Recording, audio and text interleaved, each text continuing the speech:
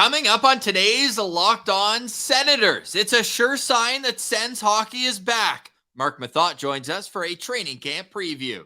And another sign hockey is back is the GM and coach spoke to the media today with an injury update on Josh Norris. Yup, you're going to want to hear that one, but you also are going to know that Egor Sokolov will be on the ice day one training camp. He signs a contract extension. We'll get into that and what's the latest on Shane Pinto. That's all coming up on today's edition of the Locked On Senators podcast. It's your team every day. Your Locked On Senators, your daily podcast on the Ottawa Senators. Part of the Locked On Podcast Network. Your team every day.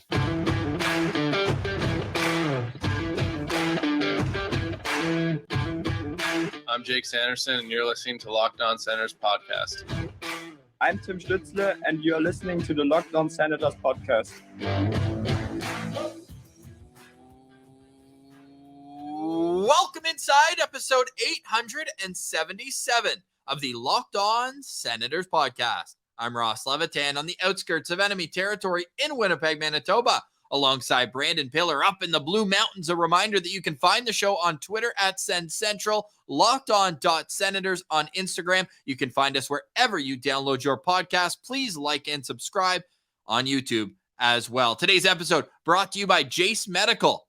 Empower yourself when you purchase a Jace case, providing you with a personal supply of 5 antibiotics that treat over 50 infections. Get yours today at jacemedical.com. That's J-A-S-E medical.com. Jace Medical. Today is September 20th, Wednesday, and Pilsy Medicals, production, all of that's going on at the Canadian Tire Center, but nothing is more concerning, imminent than the fact that Pierre Dorion announced Josh Norris has tweaked something shoulder-related, and he's going to be wearing a non-contact jersey when training camp opens on ice tomorrow. Yeah, that's definitely not the news we wanted to hear, especially we've mentioned it numerous times. Josh Norris will be an X factor to this team's success, hopefully make up for a lot of the production that's left with Alex DeBrincat being traded away. And you need your second line center. It's so important for this team to have him here to structure these lines properly and to kind of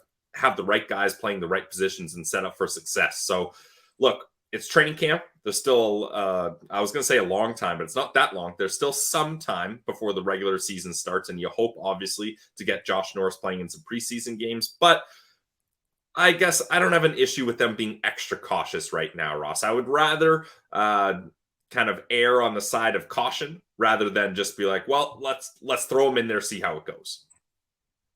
I agree with the thought process, but it doesn't make me any less skeptical after Josh Norris came back from his injury for those 3 games, scored a goal but didn't take a single face-off, and then ends up being out. He hasn't taken a face-off in 11 months tomorrow. Yeah. October 21st or 22nd was the last time he took a face-off in an NHL game. So that, to me, jumps up. Yesterday, we did all of our top storylines going into the training camp for the Ottawa Senators. So you can go back and check that out, but I am going to up Josh Norris's health and how he looks through training camp as my number one storyline. They need him healthy, they need him contributing, and they need him all systems go. Not, hey, he's going to play in this situation, he's not going to take faceoffs. No, they need their number 2 now, centerman, but let's not forget, it's not far removed from him being their number 1 centerman. They need him in the lineup, ready to go, opening night, October 11th against Carolina. They need it. That's number 1 storyline for me. But one of our other storylines is halfway done, and that's getting everybody at camp. Stick taps are in order. Or do we do fin taps as the Shark? Igor Sokolov has signed a 1-year, 2-way contract. If you've been listening to Locked On Senators, you know it was the AHL salary. That was the sticking point. They agreed to $120,000 in AHL salary, a league minimum at the NHL level.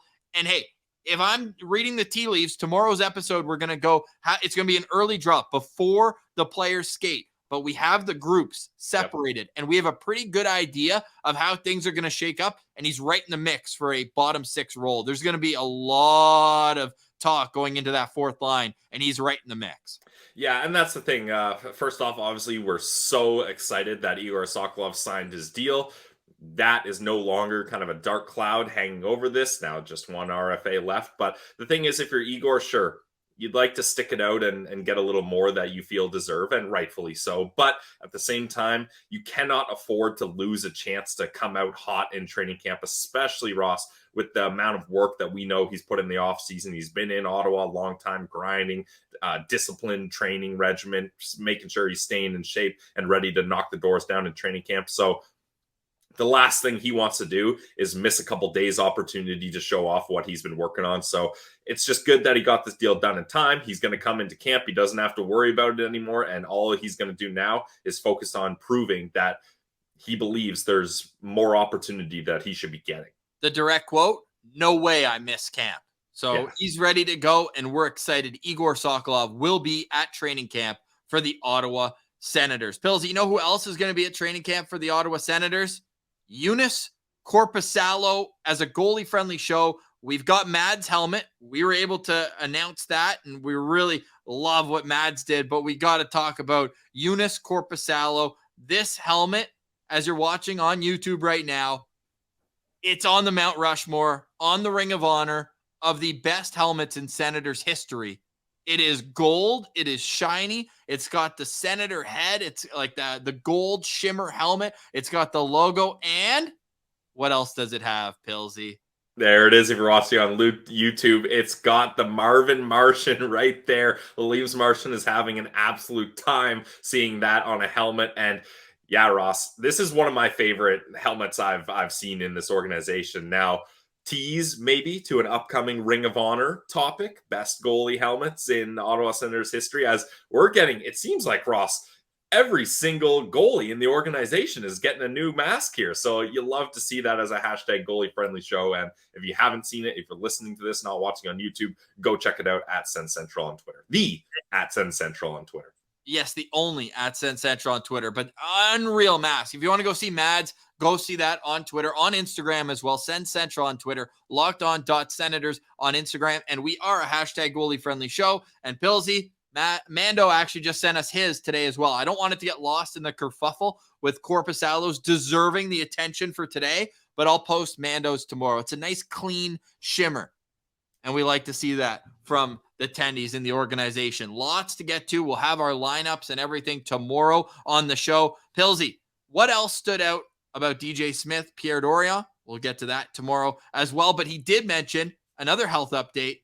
Thomas Shabbat, 100% good to go. That's really key. Need him 100% ready to go as well. I don't know. Maybe it's just me, but I was under the impression he was going to be 100% no matter what. Like this was a surprising update to me. It was kind of like, oh, do we need to be updated on this? Like, why was this an issue? Well, it was a wrist issue that kept him out from the end of last season. So I guess now you're 100%. Like 5 months ago, I wasn't under the impression that there was any sort of lingering issue. Yeah, well, he didn't play in the golf tournament yesterday. He was there, but did not play. So that's where we'll leave it at that. Thomas Shabbat. Now you're 100% sure that he's 100% sure that he can 100% play in the opening night and in the opening of preseason, where him and Jacob Chychrun are going to have to get some chemistry. In a perfect world, they get chemistry like Erik Karlsson and our next guest. Marc Methot is back for the 13th time on Locked On Senators. He was also at the golf tournament. It's just a classic Marc Methot conversation. Hey, come on for 20 minutes. Boom, we go for 40. So a packed episode of Locked On Senators. We'll get to that. And as I mentioned, it's going to be an early drop for tomorrow. So stay tuned for that here, Locked On Senators. Today's episode is brought to you by our friends over at Jace Medical. Ross, a lot of medical talk on the first half of this show, and hey, it's something that's important. And the Jace Medical team provides the Jace case, which provides 5 life-saving antibiotics for emergency use. All it takes to get a Jace case, it's simple. Online form, and in some cases, you can jump on a quick call with one of their board-certified physicians.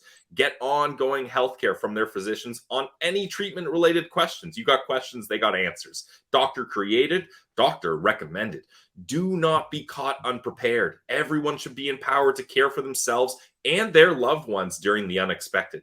That's why Jace Medical offers the Jace case. The Jace case provides 5 life-saving antibiotics for emergency use and gives you that peace of mind so you know that you're not just hoping that you can have access to medication in an emergency, you've got that medication in hand already. Jase Medical is simple. They'll handle everything from the online evaluation to licensed pharmacy medication delivery and ongoing consultation and care. Don't get caught unprepared, guys. Save more than $360 by getting these life-saving antibiotics with Jase Medical. Plus, just for our listeners, just for you guys, an extra $20 off by using code LOCKEDON at checkout on Jase Medical. That's JASE medical.com, promo code LOCKEDON.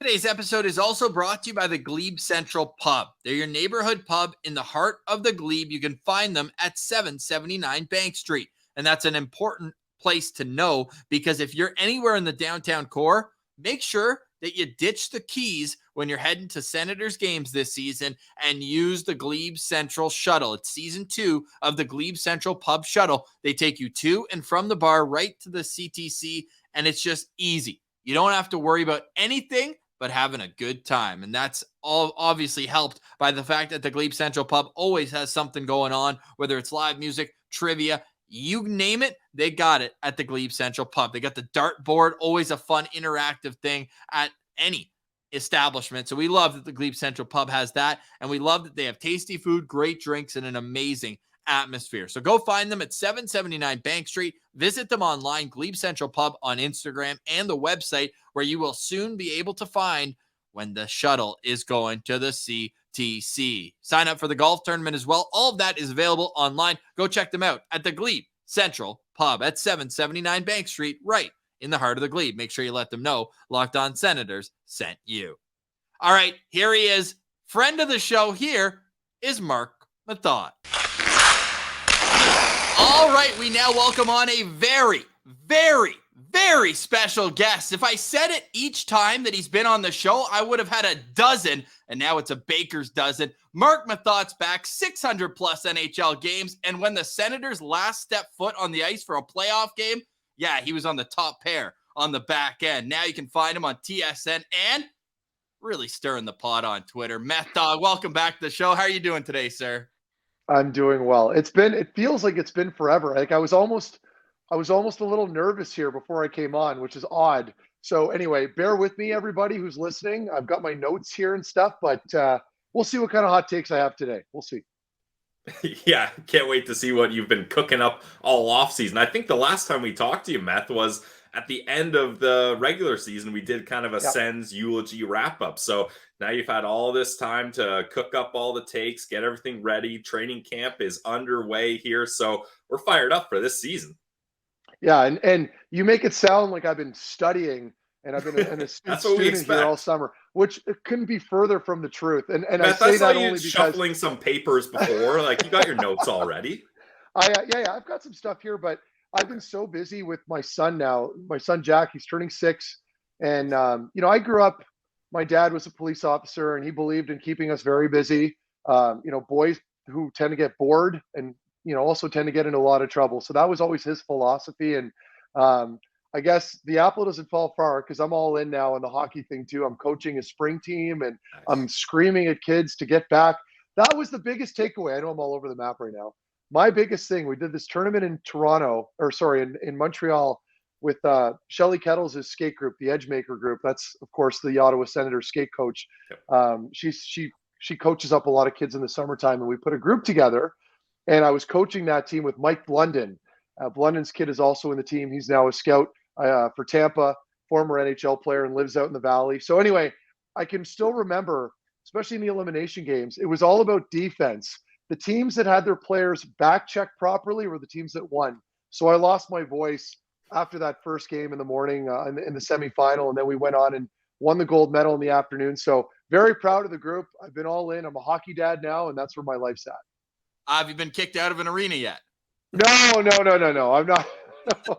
Look, as intense as I made it sound that I might be here, it's really not like that. I feel like most former players that get into the coaching scene are usually the ones that are the most calm. It's the coaches and the people that don't have a ton of experience around competitive sports that tend to lose their marbles a little too often. So, I'll take great pride in being that calm guy. I can be firm with my kid occasionally. after a game if I see a lack of effort and stuff, but it ends right there after we go back to having fun. So there's a nice balance that I've found. I love it. They have to be the best skating team in any tournament you go Hands to. down. Hands down. Very proud of that group. That's awesome. Hey, we need to talk after. I need Shelly Kettles to be on this show. Like all the intricacies she does, she seems like a blast. She's unbelievable. And she's been doing it for a long time. She still coaches up. Like I can still remember working with her as a player. And she's just this little thing. And she screams at you. And she barks orders. And she's excellent at what she does. So we're very lucky to have her as a resource right now, especially with the kids, because they're all terrified of her. But at the same time, they respect her and enjoy what they're doing. I love it. Do you want to put your player hat on first or your analyst? I got one. Choose your own adventure. I got a question for either. Well, he's got to take his coaching hat off first here. Let's do player. Let's do player hat first. Okay, is it first day of school vibes? How does it feel when you go back to the rink for the first day? Well, my first game, the first game that I'm covering will be on the 29th. So this year TSN has me doing 2 exhibition games. I'm assuming that's what you're referring to. You know, for me at least, I'm one of the few guys that doesn't do much work in the summertime. You know, you see MJ and Noodles and all those guys on TV covering other stuff, doing overdrive. I mean, I'm sort of hiding out here in Ottawa, so I don't get any reps in. So it's nice to get a couple exhibition games under my belt before the regular season starts.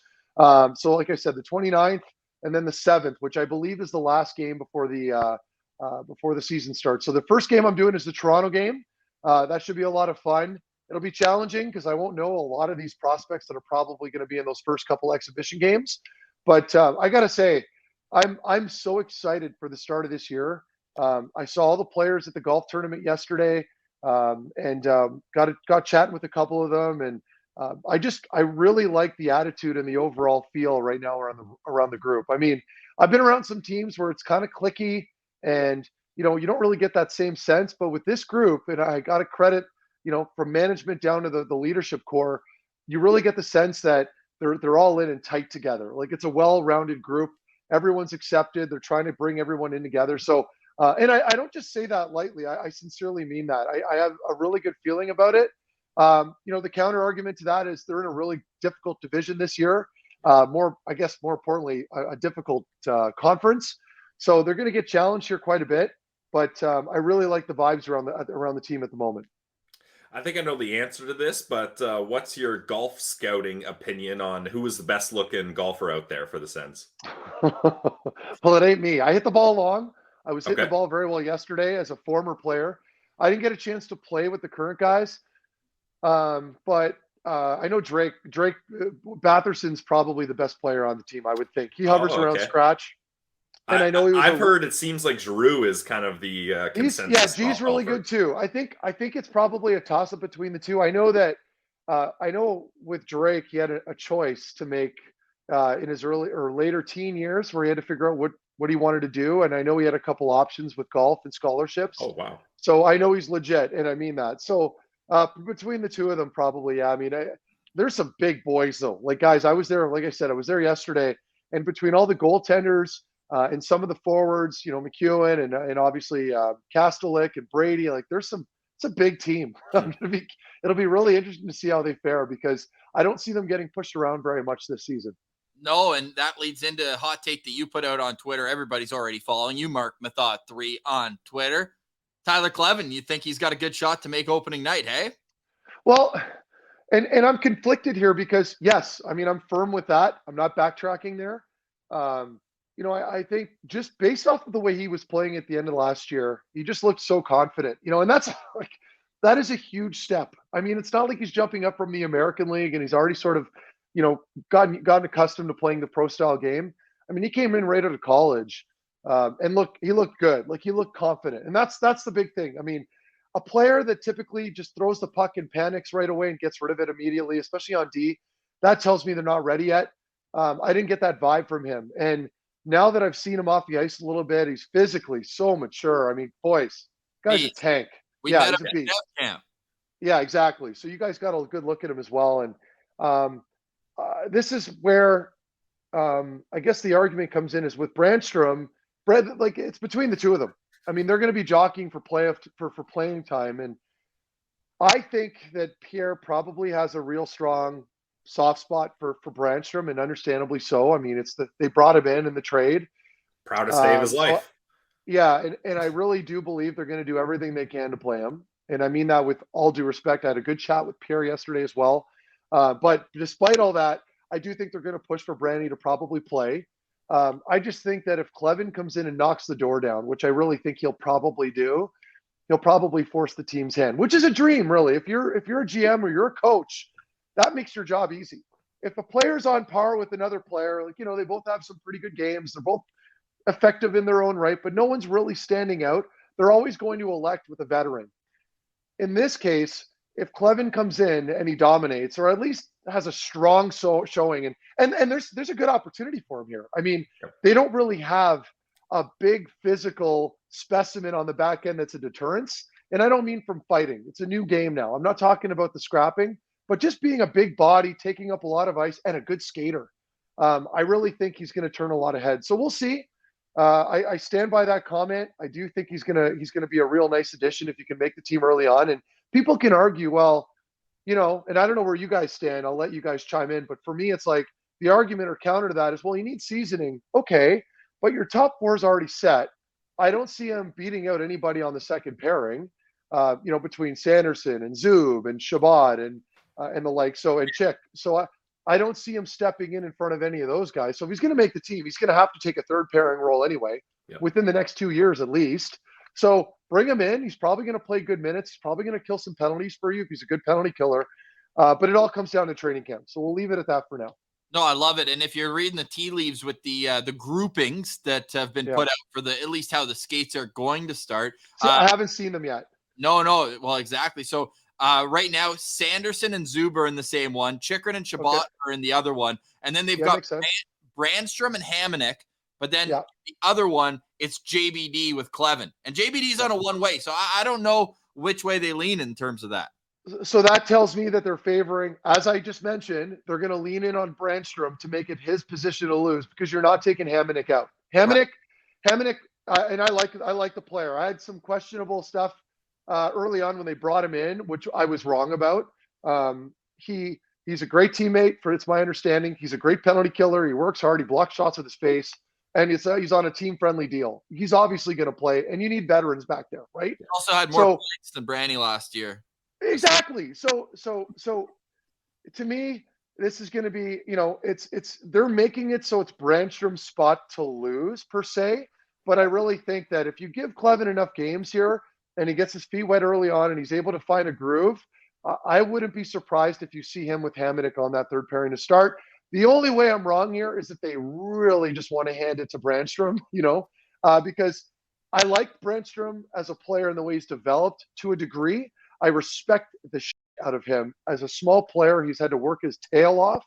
I just think it's just not the right fit on this team. And I know the argument, people are going to say, well, his defensive underlying numbers are just as good. It's like, come on, let's stop playing this game. I've had conversations with lots of players, current and former, almost all of them, it's unanimous. So I hope I'm wrong. I hope Brannstrom tears the door down.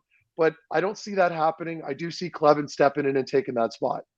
Yeah, and I love having this debate because I think there's pros and cons to each kind of approach here. So I guess the question I'll ask you, Meth, is let's say Kleven does break the doors down out of camp and he gets that spot over Brannstrom. So then you've got a third pair of Kleven and Hamonic. Now, would there be any concern for you looking at that pair? And Ross and I always talk about yin and yang defense partners. You got a puck carrying guy, then you got a bigger shutdown guy. So you got Kleven and Hamonic together, both more shutdown, bigger defensive style players, especially Kleven, a very young player.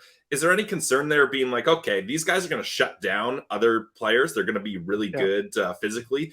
But who's bringing the puck up the ice? Who's making those transitional plays? Is that a concern for you at all? Or is it just, hey, it's a third pair. They're only playing 10, 15 minutes anyways? No one's bringing the puck up the ice, even strength. I mean, especially on your third pairing. I mean, when Karlsson went down with the Achilles injury, for a large part of the season, I was playing with Erik Brannstrom. Gribes and I were D partners, and they had to shuffle things around, so I had to play with Gribes.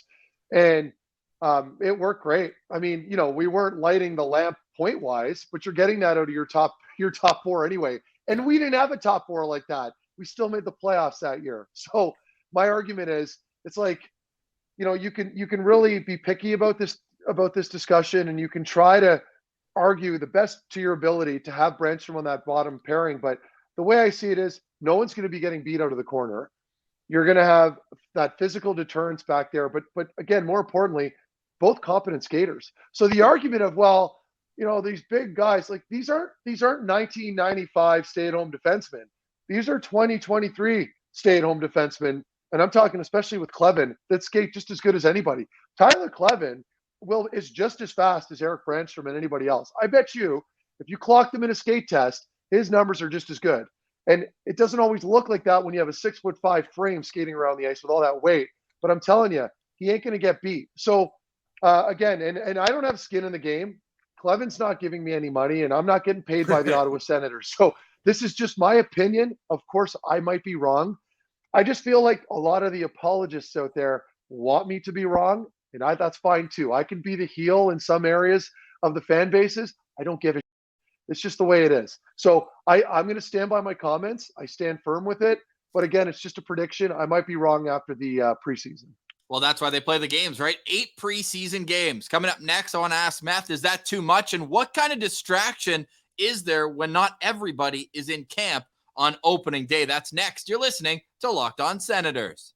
Hope you're enjoying our chat with Mark. We'll get right back to it. But first, a word from our friends at FanDuel. Yes, FanDuel is the trusted online sportsbook of the Locked On Podcast Network. And FanDuel is the #1 sportsbook in North America. So snap into action in the NFL season with FanDuel. Right now, new customers can get $200 in bonus bets guaranteed with just a $5 bet. Not a math guy, but that sounds pretty good to me. That's $200 in bonus bets, win or lose. That's what you like to see. And if you've been thinking about joining FanDuel, there's no better time to get in on the action. This app is so easy to use. I've said it over and over. It bears repeating, though. It's the best sportsbook app out there, I promise you. It's simple, safe, and secure. You can bet on spreads, player props, over-unders. They got the same game parlays. You guys know I'm all about the parlays. Probably going to bring back Pilsy's parlay of the day this season. I'm working in the lab. I'm getting my bets right here. So we're going to do that once the hockey season gets started. So visit FanDuel.com/lockedon and kick off the NFL season. FanDuel, official partner of the NFL.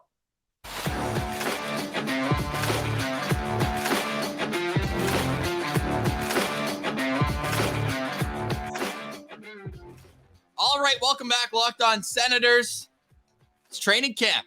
Hockey is back, and Marc Methot is back on this show for the 13th time. Meth, I know I said it in the intro, but we honestly cannot thank you enough. You have a 5-appearance lead on second place for most guest spots on this show. We appreciate you, and we're looking forward to having you back on TSN this year. What's going to make you the most nervous the first show back? Because you said you don't get the reps in the summer. Is it just going to be getting into that flow? Yeah, and it's live. Like when I talk to people anywhere, it's live TV, right? So, I'm trying to formulate all my thoughts and compress it into 45 seconds or a minute and a half, all the while someone's talking in your ear, telling to wrap it up because you're going too long, and you're still fine trying to finish your thought. All the while avoiding swearing and saying anything incredibly inappropriate on TV. So, I think for me, first couple games are kind of tough, but I'm looking forward to it. I love doing it. I genuinely do. And it keeps me involved in the game. It gets me out of the house. It gets the blood pumping. It gets the heart racing a little bit. So I think it's just the opening hit before, or rather right after pregame warmup for the opening before puck drop. That's usually where I have to think of some random topic and then talk about that for about 2 minutes. Once I get that out of the way and I get back to the analyst stuff, then I'm good. So we'll see. What's been the most intriguing part of this offseason for you for the Senators? Like, there's so many different storylines that will have an impact on how the success of this season has gone. For you, what's that X factor? What's that move that they did that really is going to change things here? I think, well, there's a few things. I mean, I think most of them are positive. I mean, to be a contrarian like a lot of people and try to get the views and clicks, I can't do that right now. I don't really have anything negative to say other than I hope they're approaching camp with the right mindset. I mean, I was thinking about that earlier and the mood and kind of watching the body language of some of the players and the coaches and the interactions that they're having, because I mean, now more than ever, I mean, you haven't done anything yet, right? And there's no reason to come to camp with, sitting on your high horse and being ultra confident. And, I think right now I'd like to see everybody, especially the vets, especially the coaching staff, with a game face. Like, it's okay to be buddy. I get it. And it's a team and it's a long year, and you don't want to put on a face just to put on a face for optics. But I think you have to set the tone early. And I said this a few weeks ago when I was on 1200. I'm going to say it again.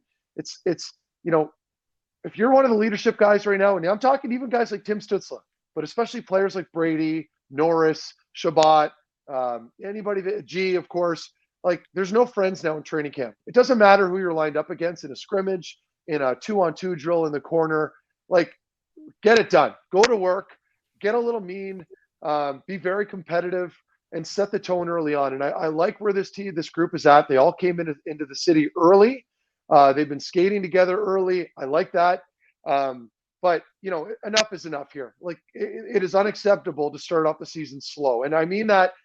I'm being very careful because, yes, you're playing some very good teams here early on. We know the East, as I mentioned earlier, is very tough this year. But if there's one thing I would say, it's that. It's come to camp, with a little bit of a hate on. And I'm not talking going around folding your own teammates. I'm talking like just working your ass off every shift in camp, every rep. And then by doing that, it sets the tone early. All the young kids are looking up and thinking, holy crap, like, this is what it is. This is what it takes. And I feel like that'll translate very well, into that first 10 games where they've had a real hard time in the past setting the tone early on. That's where I'm at. And when you look at the team heading into training camp this year, there's a notable absence. And everyone, you said, get it done, have that game face. And that's how a lot of fans are feeling about Shane Pinto right now. And hopefully, I said this yesterday on the show, I'm going to continue to say it. Hopefully, by the time you're listening to this, it doesn't matter, and it's already taken care of, and the two sides can come to terms. But as a player, Meth, like, is that a distraction? It seems like it's inevitable that you want all your guys there. It can be a distraction if a player's like legitimately just holding out for just a little bit more money, or you get that greedy feel. I don't sense that here at all. I mean, I think Shane knows what he's worth. We all know what he's worth. 20 tucks. Like, this kid can play, and he's healthy and durable. So I'll never fault the player, and especially in this circumstance, and I'm almost positive the team over there feels the same way. I think management feels that way. I think Pierre wants to give him what he deserves. He just can't right now, right? I mean, they're constrained. They have to make some moves. Whatever those moves are, I'm sure you guys have speculated on it to no end. I know we've seen names floating around. I'm not going to get into that. I'm not smart enough to make any assumptions. All I know is this. I think both sides want to get it done. I think Pierre and Shane are probably mostly on the same page. They just need to move around some money right now to make room for him. It's unfortunate if he does miss a little bit of time, because training camp is critical, just to get into the flow of things and get your legs back, because no matter how hard you go in the summer, you can never replicate the intensity in training camp. It's just different. You're playing against all these other elite athletes right now at camp.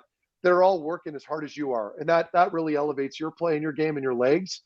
But I think at the end of the day, as you mentioned there, Ross, it's going to happen. Just got to be patient. I'm not worried about it right now. And we're not talking about your number one center. We're not talking about Brady. It's your third line center. Yes, it's incredibly important position. We know how vital he is to this group, especially if they're a playoff team, but it'll get done when it gets done. Not concerned. It just sucks that over the last 3 years, right? Pinto missed all of the first year, then Norris missed all of last year. It's like Stützle, Norris, and Pinto have been in the lineup for 25 games together. I know, but all these things, it's almost like they happen for a reason. And I'm not going to get spiritual on your podcast, but I mean, when Josh Norris goes down, it forces Ottawa's hand. Obviously, it was a little risky, but you put Tim Stützle, your number one center, and what does he do? Comes out of his shell and turns into potentially a top 10 NHL player. So, I view it as an opportunity for other players to elevate their play and get better. And like I said, not ideal now, because I think now the standard has been elevated. The expectation level is certainly a lot different than it was 2 seasons ago. But I think broad overview, you finally have goaltending now. I'm crossing my fingers because we know about the injury issues we've had with these new goalies. But it's my understanding that Korpisalo is at a good spot now. Forsberg's probably going to be just as confident as he's ever been. You've got a legitimate back end now, like a real back end, especially if they stay healthy. Norris is coming back in. That easily replaces DeBrincat's totals. If anything, in my opinion, a much better player. We're talking a centerman, a two-way player that can potentially put 40-plus goals up. I like where this group's at. I think as a fan base, you're naturally going to panic a little bit here and there when certain things aren't going the way you would like, talking about Pinto right now. But in the end, if this group can stay healthy, guys, they're poised for a real good year. Now, you talk about guys elevating their game, working hard in camp, all these things.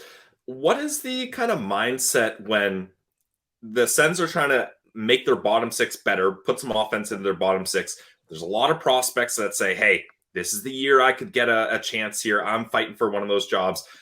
And there's a lot of players only for a few spots. And then the Senators decide to bring in a PTO in a veteran guy like Josh Bailey. If you're one of those younger players or just one of those guys that was hoping or expecting to have a spot there, what's the mindset when the team brings in yet another guy to fight for that spot? Is that like, all right, good, I'm going to step things up even more? Or is there some frustration being like, okay, I thought this was my time to shine. Why are they bringing in another guy here? Both. I mean, okay. It's funny. I ran into Parker Kelly, and like that's another player that I thought, oh yeah, like his spot is not certain, right? Like his roster spot is not set in stone. In fact, it's not looking great. But how do you write a kid off like that? Like a player with that attitude that you win with. So anyway, I'm rambling there, but my point is it'll be a dogfight. And I think when you bring in a player like Bailey, you bring in McEwen, you've got your returning guys, you have the returning bubble players that almost made it last season that are back again. It can light a fire under your ass. That's just the way it is. And it's not a great vote of confidence. It can create frustration, but it works well. That worked well for me. My last year in Columbus, I know I've told the story before, but I remember getting jerked around a little bit the last 2 seasons of playing pro in the American League of the 3 years of my entry-level deal when I genuinely believed I belong there, right? And then you go to camp and you're seeing all these new players get brought in your mind, you know you're better than so-and-so, right? But maybe other people don't think that. So it's up to you to go and seize the moment. It really is. It's not much deeper than that. You go to camp, you try to turn heads during the fitness testing, try to get to the top of the list in any discipline that it might be, whether it's bench press, the skate test, the Wingate test. I know they had a pretty brutal bike test, and I think it was today, where they have to go as fast as I think it's about 45 seconds long, and it's on the assault bike, which is also an Airdyne bike for those listening. And they have to go, I think it's half a mile or whatever it is. And you go as hard as you can, and a lot of guys puke after. Oh. Those are tests that you can make a name for yourself in. I mean, right after the testing, most of the time, the general manager, your coaching staff are going to look at all the results, and they're going to look down the list. And, the mid-range guys, whatever, don't really care about them. Some of the returning vets, they're on the team anyway, not much to say there. But they're going to pay attention at the top 5 guys. They're going to pay attention at the bottom guys. Yeah. Okay, these guys didn't do shit this summer, it looks like. They did very poorly. Doesn't look good for them. They're going to look at the top guys. Okay, he's in great shape this year. Let's see what he does in the exhibition game tomorrow night or whatever. So those are all little areas as a returning player trying to make the team and make a name for yourself that you have a little control over. So, I mean, to ask me right now what I think is going to happen, I can't answer that yet. It depends what Pierre does as far as moving deals, right? Like, is Joseph going to be here in a week from now? I don't know. Is Brannstrom going to be here in a week from now? Who knows? So until we see what happens by the time the first exhibition game starts, then I can give you some bolder predictions. But right now, like, you look at that third line, like, is Joseph going to play on your fourth line this year with that deal? You can't afford to do that. You just can't. It's not effective. It doesn't make any sense. So I like the player. I think he's an athletic freak. He's in great shape. I think he can make noise with the right line mates. Do I think he belongs? Like, are you guys going to sit there and tell me he's going to excel on the fourth line playing with Kastelik and McEwen? No, he's not. So that's where you become expendable. And I can say that because I became expendable when they drafted Murray just before I got traded in Columbus. So for me, it'll be interesting to see what they do, but there's a lot of bodies. You got Kubalik, you got that Schmeichel, I don't even know how to say his name, but you got a lot of guys that can interchange here. So it'll be a great fight to see who gets those last spots. Make the team and you'll learn how to pronounce his name, eh, Math? Is it Schmeichel? It's, the worst part is I covered him at the World Championships a couple of times, and he's a good player, and I think he's going to surprise some people. But I sound like Don Cherry right now. I can't say his name, and I take pride in pronouncing names properly. Smay? Smakel. Okay. Yeah, I think that's it. Got it. The Don Cherry one. I'm just thinking all the times he messed up names, as he probably say about you. Hey, who's that? Who's the one player you're watching at training camp? And maybe we'll stay away from the Brannstrom, Kleven. We already had that discussion. Maybe give me a forward, a guy who I don't know if it's a guy who's spot to lose or whatnot, but who's somebody you're going to be keeping an eye on? Ridley for sure. Yep. Heard he had a really good. I heard he's looked really good here so far this summer. He was challenging. He was challenging Kleven on the bench press, I heard. That's impressive. I mean, I take the bench. Like I've always had a bit of a bird chest myself, so I don't take a. I never did great in the bench test, but I was still stronger than a lot of players. So, what is a bird's chest? A bird chest means you can't really grow out your pecs very well. I won't go further. Anyway, but both of these. So you mentioned them doing well in the fitness testing. Greg obviously is a guy that I'm going to really look towards. And you know what? Drake Batherson. I want to see him have a good bounce back here. We can mention Shabbat all we like. Shabby's always going to do Shabby. He's always going to be pretty consistent. He's going to have his real good games. He's going to be tired in some other games because he plays so damn much. I'm not going to go there, but Drake Batherson, I'd like to see take another step. I think he's got the confidence. He's got the swagger. He's your prototypical setup guy, but has a pretty sneaky good shot too. He can score some goals. I'm looking at him to take on a bigger role there on that second line. See what happens. And it looks like he's going to start playing the left side. How much do you kind of weigh in the fact, and you mentioned Shabbat, so then I'll take it a step further because he's going to start with Chychrun playing the offside. I know we had a ton of those discussions when you were on after the trade went through, but at forward, is it different than a defenseman playing their offside? Yeah, I mean, it's different. In my opinion, it's the same, right? Like you got to remember that hockey players, like a lot of other athletes, were creatures of habit, right? So, you're playing on you're favoring your one side for 20 some odd years. And all of a sudden you might have to make a switch. And I'm not suggesting that they never played their offside, but the majority of your reps have always been on your natural side. So I remember playing in Columbus, playing the offside. It was hard. The same argument can be made with Chick, right? Like he might tell the coaching staff and the media that he's very comfortable playing his offside because he's a good team player and he wants to be there. But ultimately, you're not going to be as effective.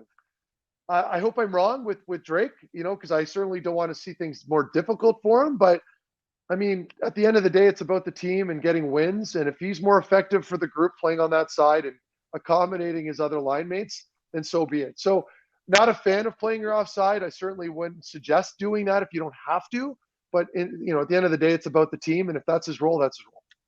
Yeah, and that's what from looking at these groups in training camp, that's what it looks like that line will be. Now, I kind of suggested putting Giroux on that line on the left side because he's played the left side. Apparently, that's when he had some of his best seasons when he was playing left wing in Philly. But I want to get your opinion because a big reason why I suggested that is Josh Norris with the shoulder, centerman taking draws. I thought, hey, let's get a guy in Giroux who can take a lot of those faceoffs. Is that something that needs to be looked at? Like, okay, Norris has had issues with taking faceoffs with his shoulder before. Should you have a guy that can step in and help him and kind of shelter him in that sense? Or is it like, hey, if you're going to be a centerman in the league, you got to be a centerman and you got to take draws whether your shoulder can handle it or not? Well, you sort of just said it right there. If you're playing in the NHL and your body can't handle taking a faceoff, I mean, that pretty well tells you how I feel about it, right? And I love Josh. Like I had a good chat with him yesterday. He actually looked fine. I mean, him and Shabby were driving around in the carts. And I know there's a lot of speculation about the injuries, Shabby with his wrist, and I think obviously Josh with his shoulder, but I think the team's just being cautious. I don't take this as gospel. I don't know. Confirmed. I don't know Pulling it up right here. They're talking to the media as we speak here. Josh Norris, shoulder related issue. They're being extra cautious. Dorion saying if it's regular season, he probably plays. But probably not what you want to hear. He'll be wearing a yellow jersey to start training camp, Matt. Oh, wait. So his issue is legitimately an issue at the moment, and he's not even a full participant in practice. Correct. Okay. Well, that's kind of concerning. Tweaked something last week, apparently. And then you don't have your third line center signed in Shane Pinto. So, like, if Norris goes down, Pinto's not signed. Oh, boy. And then, so now you have, Norris is obviously, well, I think it's safe to say injury prone at the moment. And then hopefully Chick is okay. I know he's changed his workout regimen a little bit in the summer to try to get a little more durable. Hard to do. I hope it works out for him too, because he's a beauty. But no, I didn't know that. So, boy, that's not pleasant news. I don't know how to, TV, Meth, live TV. We got to think on the. well, but I want to spin it in a positive light. I just don't know how to do that, because I'm always, if you're not feeling good by camp after a full summer of rehab, I mean, what does that say? So I don't know. We'll see. I know it's a very invasive surgery. It takes time to get back to full strength. So yeah, that's not good. But something can get lost in translation as we're recording right now. The quotes are coming up on Twitter, and 1,200. I mean, they're probably not gospel for quotes, as we know. They usually just paraphrase. With all love and respect to Dean and Gord, it's a bit of paraphrasing, but saying it's not serious, and if they played in a few days, he'd be playing. So take with that what you will, but that's something now. That's the number one storyline in training camp. Would you agree? But if it's that goes back to what I was just saying, right? It's like I get that, and I'm not trying to rain on anybody's parade, but I mean, if you can't take a face off at training camp after a full summer and all the training and rehab you've been doing. Now, I know you guys mentioned there was a tweak last week. I was unaware of that. But I don't think that sounds very good. But because I'm such a super fan of, like, I am a legitimate super fan of Josh Norris, and I'll be fully transparent here. The fact that he's such a great two-way guy and a good face-off guy that can score goals, to me, is a stud as a centerman to have on your team. So I'm praying that, he can find some health here and get back to full strength by the season start. But you don't want to miss too much time in training camp either. That is a critical time, especially when we're talking about, the team coming out strong and having a good start. You need everybody up to speed by game one. So we'll see. I'm going to try to keep it positive, but that's concerning. The last time Josh Norris took a face-off in an NHL game was October 22nd of last season. 11 months ago was his last face-off. He came back, played those 3 games, 2 against Pittsburgh and the 1 against Winnipeg, where he scored a goal in a 5-1 loss. No face-offs when he came back. So hopefully that all gets sorted out, because he was 5 for 6 his last game taking face-offs. So important. It's so important. Anyway, we'll leave it at that. Yeah, no doubt. Hey, I'm going to get some quick hitters on you. Does Tim Stützle hit 100 points this season? Yes, I think he does. He's as long as they don't screw around with that line chemistry. I don't want him. If he's playing with Brady, he will. So does Brady hit 40 goals? Oh. What do you guys? There's potential. Like, that's a bold one. I don't like talking out of my ass. I do sometimes. 30, then 35. What's next? Yeah, I think 35 is realistic. Yeah. And he's a durable dude, and he's an animal in net front, so I don't see why he couldn't. It'll just depend on their power play structure as well. That's going to be an intriguing conversation, is how they spread the wealth between those two units this year. And, do you cater to Kubalik on the second line? Is Chick going to get a lot of ice time? Because Kubalik, I believe, is a righty, right? So he's one of your only right-hand shot threats, I think. Is he a right-hand shot? He is he's a left shot. Forget now. He's a left shot. Oh no, you're right. Yeah, because Chick is also a lefty. Yeah. So sorry, I screwed that up. But I think you're gonna have some, because everybody wants their cookies, and especially when you're talking about the forward group. I don't know how you accommodate everybody. So I'm curious to see what they do in camp with the power play. You go ahead, Pills. If we're doing quick hitters, I got another one here. On the back end, which defenseman finishes with the most points on this team? This was the closest. This was the tightest poll we did all summer. We had Chychrun, Shabbat, and Sanderson, and it was like 36, 35, 34%. Not a math. I think that's 100. I think Shabby. Okay, again, it comes down to the power play. Yes. But if Shabby's still your number one guy, it's Shabby, because he'll get all his apples. You get all the apples. I said that last year, and I said that Chick will probably finish with more goals. Yep. Like, because he's got the big shot. The big one-timer and all that. So, I still think Chychrun's got a much stronger shot than Shabbat, but Shabby's just a puck mover, right? So, secondary assists and all that stuff, that'll pad his stats a lot, and deservedly so if he is the quarterback. And then Sanderson is sort of your outlier. You don't really know what you're going to get there, because I still don't know what his ceiling is offensively. I still think Sanderson's the best defenseman on that team overall, like front and back. But I don't know that he's going to get as many points. We'll see. Yeah, that's fair. I think next year Sanderson will take that crown Oh, from Shabby. Sanderson's going to be in a Points-wise. Norse conversation down the road here. Like, and Yeah, I said that for about Heiskanen in Yep. Dallas after playing a couple games with him. Like, you just know when you're watching a player whether they've got it or not. They've got that it factor, right? Heiskanen came in Dallas, and he didn't look like a rookie. You know, they come in and they're so confident, these kids. And it's the same thing with Sanderson, where, and I'd go even further with Sandy because of the pedigree running in his blood, right? I mean, a lot of these former NHL players, they've got kids that are coming up, and the kids just see the game differently. They've got more confidence, they've got more puck poise, and you saw it last year with Sanderson. Some of the stuff he was doing was ridiculous. You know, the spinorama backhand passes on the offensive blue line under pressure on the power play. Like, that's stuff that I would never have dreamt of doing as a 10-year veteran in the NHL. And so I still think, again, I'm very high on Jake Sanderson. I got to be very careful with my expectations there, because it's unfair to suggest he'll get 70 points or whatever as a second year, you know, as a sophomore player coming in the league. Sometimes there's difficulty there. You think the game's just going to work out again the way it did. The adrenaline is worn off, and then you run into some hardships in your second full season. So we'll see. So on this show, I've been kind of guilty of sometimes comparing Sanderson to Heiskanen. Like, do you see stylistically some of the skating as Oh, yeah. Should I? Okay, I can keep going with that. I can keep there's my going. boss. No, you know what? I think for me, it's like with the two of them, they're both very dynamic skaters. They're both very calm. They don't strike you as like these high octane, explosive, high risk players like Erik Karlsson per se. When Erik was in his prime, and well, I shouldn't say when he was in his prime, won the Norris, but somebody will send that to him too, eh? Yeah. So, the Martian tweet that went to him.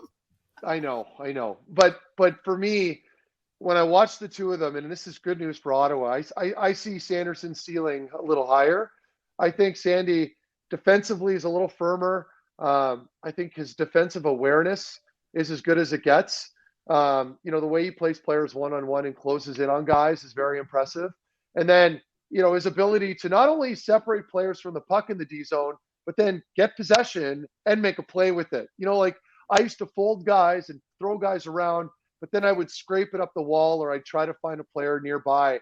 Sanderson can actually gain full possession under pressure, hang on to that puck, use his body, and then find a player. So, you know, again, and I know I'm fluffing him up a lot now, but I mean it when I say this. I think he's their standalone number one defenseman, certainly next season, probably for sure. It'll just depend who he's playing with too. But now they're finally poised. I mean, between him and Shabby, they both have a legitimate D partner, which I think will change the entire outlook of the team. I think that top four right now, mixed in with your goaltending, is going to change the whole look of this group as far as puck possession goes.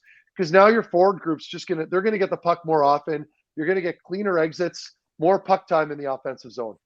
Cannot wait to see it all come together. 8 preseason games. Meth's doing 2 of them. And then we got to get you back on preseason. We'll get some bold predictions and all that. Marc Methot, Yep. You're already following him on Twitter at Marc Methot 3. Meth, great to see you. You're looking good. Glad you haven't gotten kicked out of any kids hockey games. Let's keep that slate. Not yet. No game misconducts, and looking forward to a great season ahead. So thanks for joining us.